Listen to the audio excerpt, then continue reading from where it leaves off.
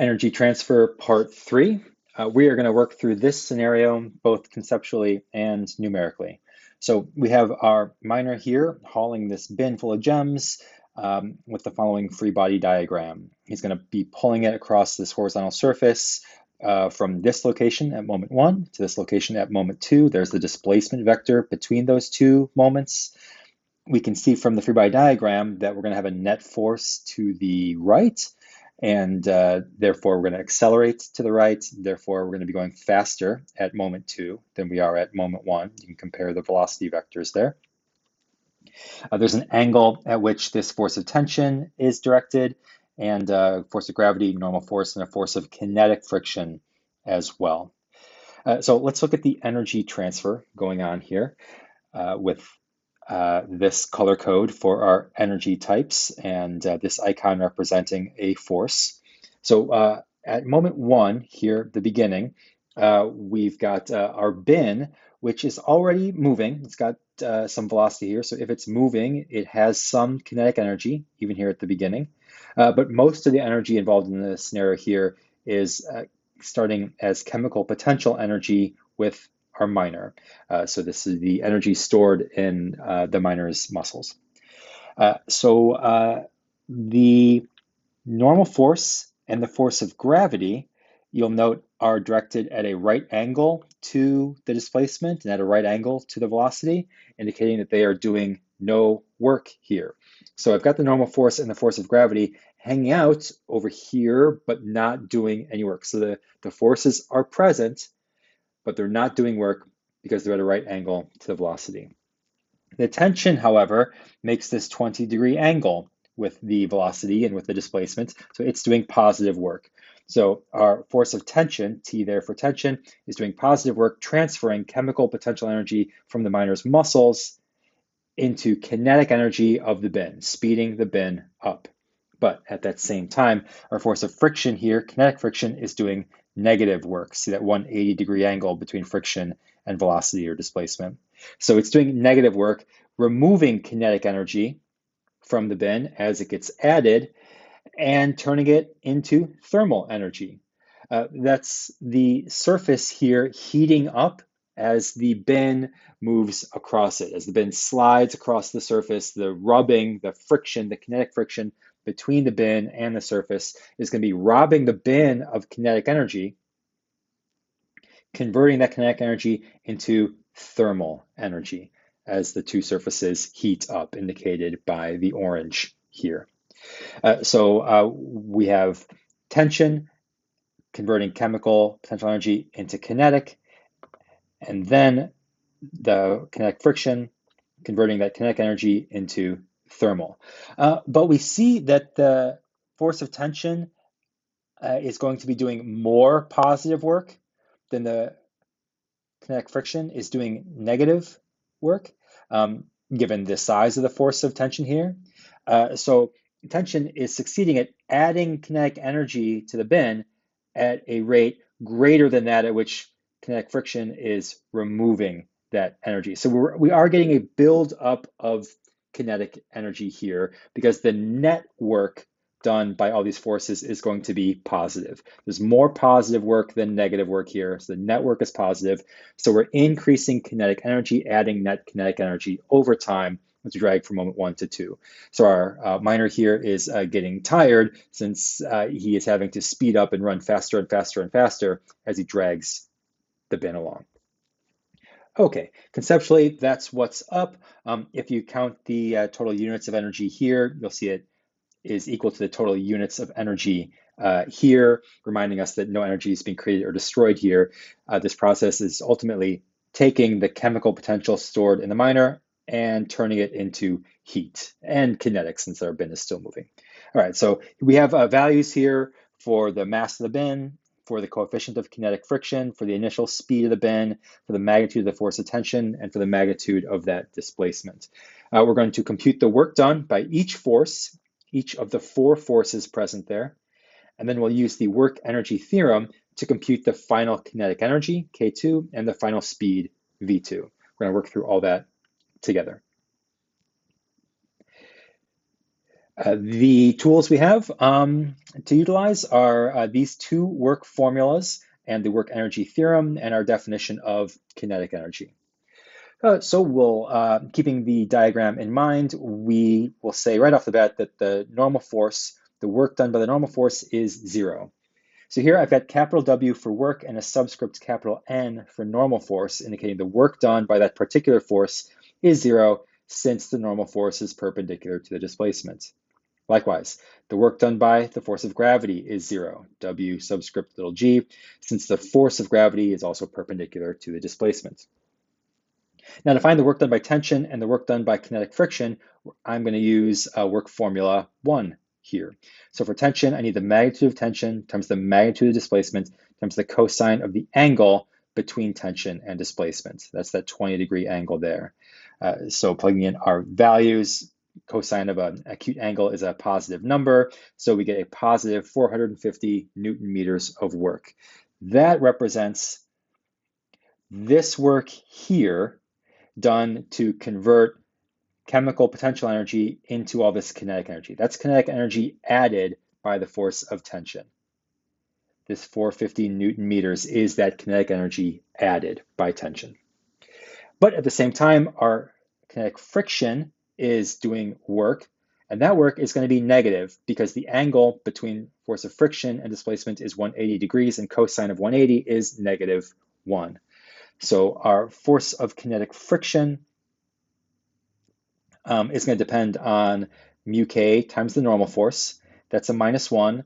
To continue to evaluate this, though, we need to find the normal force. It's not just mg, because normal force and force of gravity are not the same size in this case. We have another vertical force, or rather a vertical component of a force, and that's this little bit here, the upward vertical component of tension. So we're going to have to look at our sum of forces to determine how big the normal force is in order to determine how big the force of kinetic friction here is. So let's do that work. We need to find the size of the normal force. So we will sum forces in the y direction. It's Fn plus the y component of the tension plus the y component of gravity. They sum to 0 because we know there's no net force in the y direction. There's no acceleration vertically. The bin is not accelerating vertically. So rearrange this to solve for the normal force, mg minus ft sine 20 degrees. And that will be the size of our normal force that we'll plug in here. So with that substituted in to this line, or work done by the force of friction, mu k times our normal force times our displacement times -1, which is the cosine of that 180 degrees to give us a negative work. Substitute the values and we get negative 190 Newton meters. Friction did negative work, removing kinetic energy. So this work here, the kinetic energy removed and converted into thermal energy, this amount of work is negative 190 Newton meters. Now then, to find the net work, it literally just means the sum of each of the works done by each of the forces that are present. So we're going to add up the work done by normal force, work done by gravity, work done by tension, and work done by friction. So we're going to add up the 0, the 450 Newton meters positive done by tension, that's kinetic energy added by tension, and the negative 190 Newton meters from friction. That's this much kinetic energy removed by friction. More energy was added by tension than was removed by friction, so we have a net 260 Newton meters of work done. According to the work energy theorem then, the net work is identical to the change in kinetic energy. So if the net work was 260 Newton meters, that means 260 joules of kinetic energy was added to the bin. A Newton meter is the same thing as a joule. So we'll use this relationship here to solve for the final kinetic energy. It'll be the initial kinetic energy plus the change in kinetic energy, this change which came from the net work done. So for our initial kinetic energy, 1/2 m times the initial speed squared, there's that. Add the net work, the 260 joules, to get 310 joules of kinetic energy at the end. And knowing that, we can then find our final speed. Kinetic energy at the end is 1/2 m times our final speed squared. So rearrange that, plug in the final kinetic energy to get this final speed, 7.9 meters per second, which we note as predicted, is greater than the initial speed of 3.0 meters per second. All right, I'm going to have a practice problem for you coming up here. So I'll introduce the problem, then you'll pause the video and work it out yourself. So here's your scenario. No person pulling this time. We've just got a bin sliding down a rough surface inclined at 30 degrees here with some initial velocity v1 and some final velocity v2. So here is moment 1 and moment 2 and the displacement, the diagonal displacement between those two moments, and our free body diagram with the normal force, force of kinetic friction, and force of gravity. Let's talk conceptually about the energy transfer going on. Here at moment 1, we see that the normal force is at a right angle to the velocity vector, so it's doing no work, and that'll be true the whole time. So here's our normal force, sort of a bystander. The force is present, but it's not doing work. Force of friction, on the other hand, has that 180-degree angle, so it's doing negative work. Friction is going to be trying to slow down the bin as it slides. Effectively, the friction will be taking kinetic energy away from the bin and transferring it into thermal energy as the surface between, as the two surfaces heat up due to friction. So there's the negative work being done by friction, removing kinetic energy, but the force of gravity is going to have a acute angle with the velocity there, so it's doing positive work, adding kinetic energy.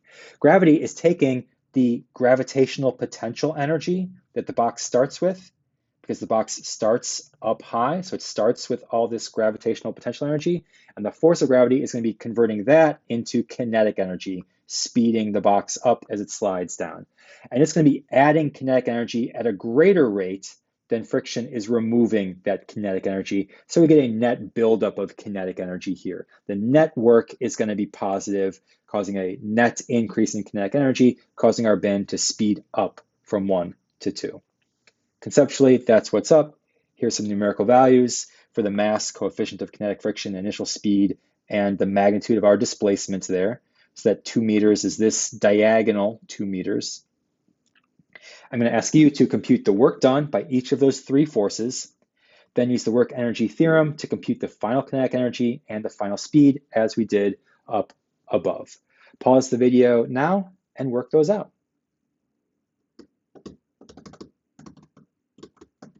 There's a lot to do there. Got it? Okay, here's the answer. Work done by the normal force is 0, since the normal force is perpendicular to that displacement the whole time. We'll use Formula 1 to get the works done by gravity and the force of friction. Work done by gravity, force of gravity delta R times cosine of a 60-degree angle between them. To see why it's 60 degrees, let's look at this diagram here. So I've redrawn the ramp. I've got tilted axes, x, y axes tilted there, velocity parallel to the ramp. That's 30 degrees. Here's our force of gravity. And if I have tilted axes, then according to AAA, aligning my axes with the acceleration, I need to break up the force of gravity into components. One component, that is, break up the force of gravity to make this force the hypotenuse of a right triangle with one leg parallel to the y-axis and one leg parallel to the x-axis. And looking at this big right triangle there, if this is 30 degrees, then that must be 60 degrees right there, which means this must be 30 degrees right here, since these two add up to 90 and these two add up to 90. Okay, so there's the cosine 60 degrees for the work done by gravity. Plugging in those values, we get 98 Newton meters. That's positive work done by gravity. That's 98 Newton meters represents the kinetic energy added to the bin by gravity. Now, the work done by friction. Force of friction times the magnitude of the displacement times the cosine of the angle between them. That's a 180-degree angle between friction and the displacement. So cosine 180 is -1. This is going to be negative work done by friction. So we need mu k times Fn. We need, once again, to find the normal force. The normal force is not the same size as the force of gravity. So we need to use components to find it. The net force in the y direction with our tilted axis is Fn plus Fgy So the y component of gravity here will be mg cosine 30 degrees. Mg cosine 30 degrees. So our normal force equals mg cosine 30 degrees in this case. That expression is going to go in for normal force here. That's plugged in here at this line. So we'll put in our displacement and our -1 for cosine 180 degrees to get the -37 Newton meters of work done by friction. This is the kinetic energy removed by friction as the box slid down the hill. So our net work is the sum of the works done by each of the forces, work done by the normal force, plus the work done by gravity, plus the work done by kinetic friction. Gravity did more positive work than friction did negative work. That is, gravity added more kinetic energy than friction removed. So we have a net gain of 61 Newton meters of kinetic energy, 61 Newton meters net work, according to the work energy theorem. That's equivalent to 61 joules of kinetic energy gained. So to find the final kinetic energy, we take the initial kinetic energy, add to that the change in kinetic energy, the gain is 61 joules, to get a final kinetic energy of 73 joules. And then we use this formula to find our final speed, given our final kinetic energy of 73 joules and a final speed of 3.8 meters per second, which is indeed greater than our initial speed of 1.6 meters per second, confirming our understanding that the box gained kinetic energy due to a positive net work that was done and therefore sped up over that interval.